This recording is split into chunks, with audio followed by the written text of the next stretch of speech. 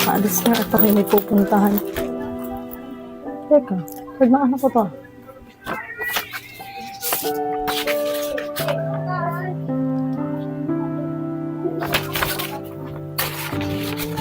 Rosemary! Halika nga dito sandali! Mami, wait lang. Nagme-makeup pa ako eh. Anong wait lang? Anong ibig sabihin nito, Rosemary? Bakit puro pasanga ba ang grade mo? Eh, araw-araw ka naman pumapasok. Ang laki-laki ng allowance na binibigay ko sa'yo. Tapos ganitong grade lang ang bibigay mo sa akin? Eh, anong magagawa ko, Mami? Ay, yung grade na binigay sa akin eh. Tsaka ang hirap-hirap ng mga test nilang binibigay sa akin. Ay nako, Rosemary.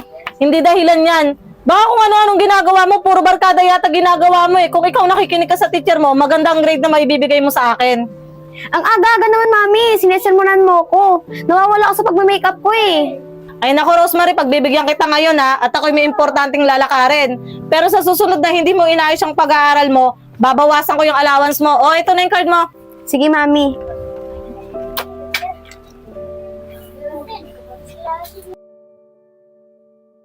Yan, ang lalaki nyo. Lulusog nyo na. Bilisan nyo lumaki ha.